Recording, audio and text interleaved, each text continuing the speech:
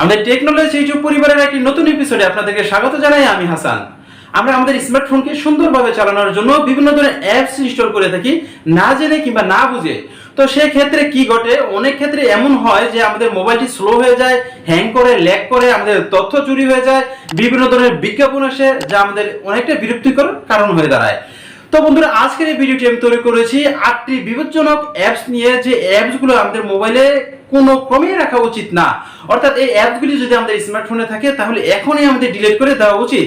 তো চলুন এই 8টি অ্যাপস সম্পর্কে জেনে নেওয়া যাক। প্রথমত যে ধরনের অ্যাপসের কথা আপনাদেরকে জানাবো সেটি হলো অপটিমাইজেশন অ্যাপস।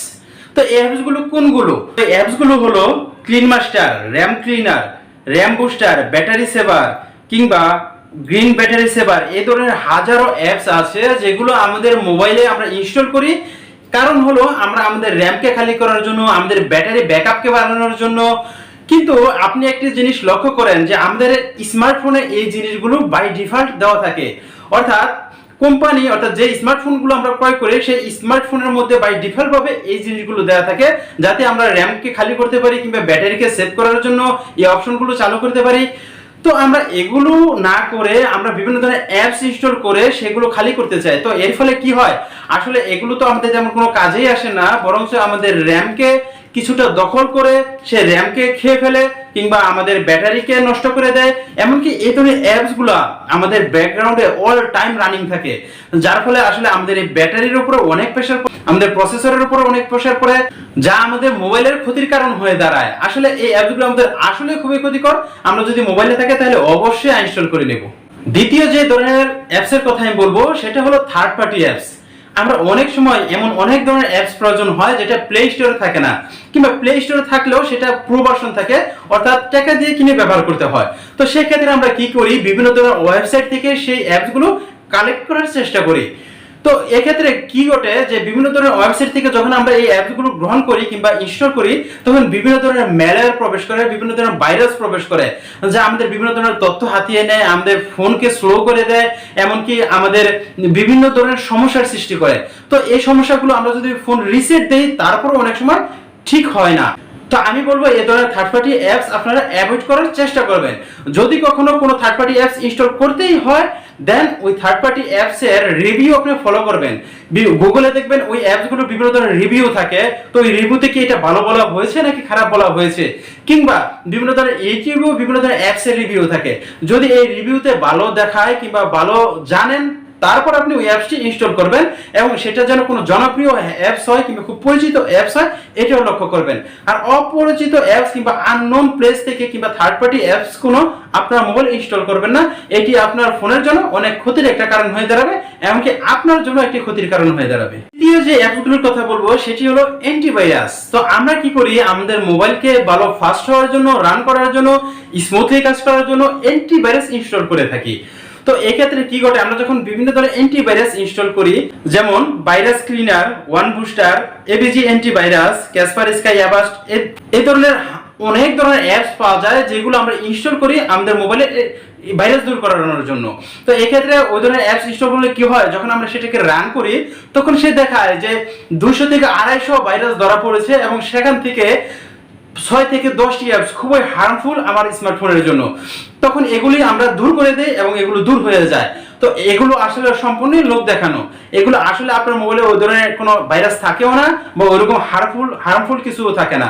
বরঞ্চ এই ধরনের অ্যাপসগুলো আপনার মোবাইলকে স্লো করে, ল্যাগ করে, হ্যাং করে, আপনার মোবাইলের র্যামকে দখল করে নেয়, প্রসেসরের উপর প্রেসার ক্রিয়েট করে, ব্যাটারিকে নষ্ট করে। তো আমি আপনাদেরকে সাজেস্ট করব আমাদের প্লে স্টোরের মধ্যে যে প্লে প্রোটেক্ট অপশনটি থাকে সেখান থেকে ভাইরাসকে স্ক্যান করা। তো এই নরমালি যদি কোনো ভাইরাস আমাদের স্মার্টফোনে এসে থাকে, তো ওই প্লে প্রোটেক্টের মাধ্যমে আমরা ওই ভাইরাস দূর করতে পারবো। এমনকি যদি আমাদের খুব জরুরি মনে হয়, সেক্ষেত্রে আমরা কোনো পেইড ভার্সন এবং জনপ্রিয় কোনো অ্যাপস যেমন ক্যাসপার স্কাই অ্যাভাস্ট, এই ধরনের কোনো জনপ্রিয় অ্যান্টিভাইরাস পেইড ভার্সনটা ইনস্টল করার চেষ্টা করব। আর বন্ধুরা, এই অ্যাপসগুলো যদি এই মুহূর্তে আমাদের মোবাইলে থাকে তাহলে এখনই আমরা আনইনস্টল করে দেই, কারণ এগুলো তেমন কোনো কাজেরই না, বরং আমাদের মোবাইলের জন্য ক্ষতির একটি কারণ। চতুর্থ যে ধরনের অ্যাপসের কথা বলবো সেটা হলো ফাস্ট চার্জিং করার অ্যাপস। আমরা অনেকেই কি করি, আমাদের মোবাইলে ফাস্ট চার্জের সাপোর্ট থাকে না, কিন্তু আমরা প্লে স্টোর থেকে কিংবা বিভিন্ন ধরনের প্লেস থেকে ফাস্ট চার্জ দেওয়ার বিভিন্ন ধরনের অ্যাপস ইনস্টল করে থাকি। যেমন fast charging pro, charger master plus, charge battery fast, super fast charging, এই ধরনের হাজারো অ্যাপস প্লে স্টোরে পাওয়া যায় কিংবা বিভিন্ন ধরনের থার্ড পার্টি ওয়েবসাইটে পাওয়া যায়। তো এই অ্যাপসগুলো আমরা ইনস্টল করি আর চেষ্টা করি যে আমার মোবাইলটা খুব দ্রুত চার্জ হয়ে যাবে। তো যখন আপনি অ্যাপসটা ইনস্টল করেন তখন ওই অ্যাপসটি আপনাকে দেখায় যে আসলে সে খুব দ্রুত চার্জ হচ্ছে। তো আসলে এটা সঠিক নয়। সর্বোচ্চ এটা ঘটে যে এই অ্যাপসগুলি আপনার মোবাইলের সকল প্রকার কার্যক্রম বন্ধ করে কিছুটা চার্জ এগিয়ে দেয়, সেটা ফাস্ট চার্জিং এর পর্যায়ে পড়ে না। তো এই চার্জারগুলো আসলে আমাদের জন্য কোনো উপকারে আসে না। যদি আপনার স্মার্টফোন ফাস্ট চার্জের ক্যাপাবল না হয়ে থাকে তাহলে কোনো ফাস্ট চার্জিং অ্যাপস দিয়ে আপনি ফাস্ট চার্জ করতে পারবেন না। যদি আপনার ফাস্ট চার্জ ক্যাপাবিলিটি থাকে স্মার্টফোনে, দেন আপনার স্মার্টফোনের মধ্যে ওই ধরনের চার্জারই আপনি ব্যবহার করবেন যেটা দিয়ে ফাস্ট চার্জ করা যায়। কাজে যত ধরনের থার্ড পার্টি অ্যাপস আছে কিংবা বিভিন্ন ধরনের প্লে স্টোরে যে ফাস্ট চার্জের অ্যাপসগুলো পাওয়া যায় সেগুলো আমরা অ্যাভয়েড করার চেষ্টা করব, কারণ এগুলো তেমন কোনো কাজেরই না।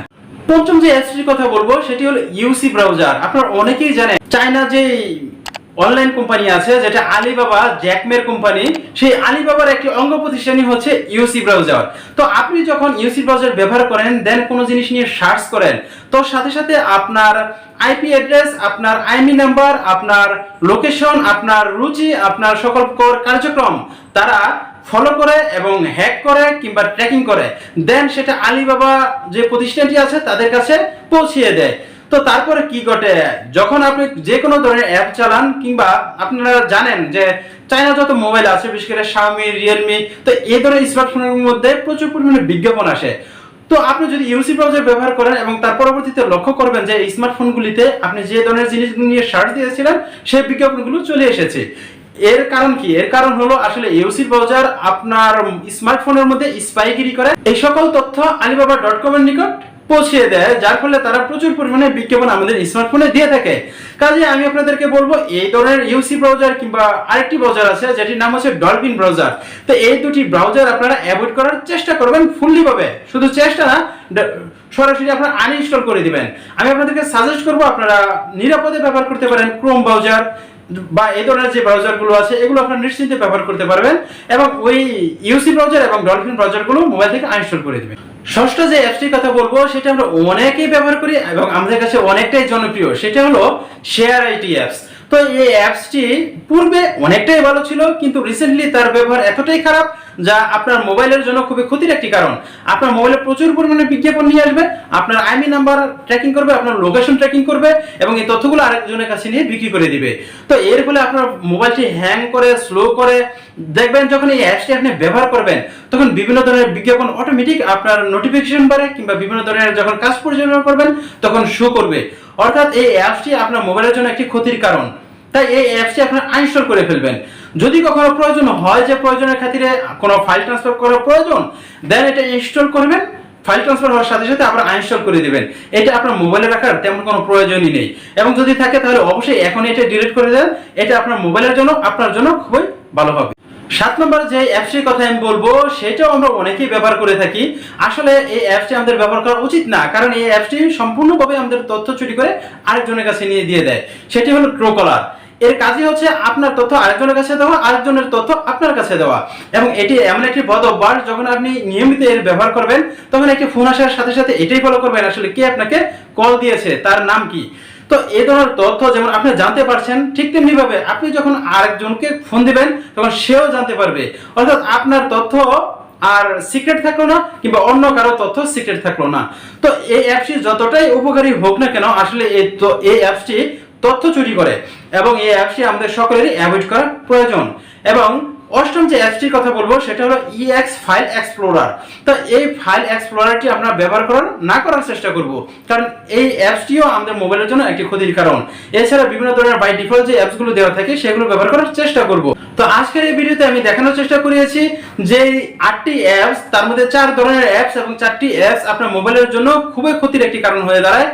এই অ্যাপসগুলো যদি আপনাদের মোবাইলে থাকে তাহলে অবশ্যই ডিলিট করে দিবেন এবং আপনাদের যারা ফ্রেন্ডস আছে তাদেরকেও জানাবেন যাতে এই অ্যাপসগুলো ব্যবহার না করে, কারণ এটা আপনার মোবাইলের জন্য, আপনার ব্যক্তিগত তথ্যের জন্য খুবই হুমকি স্বরূপ কিংবা রিস্ক।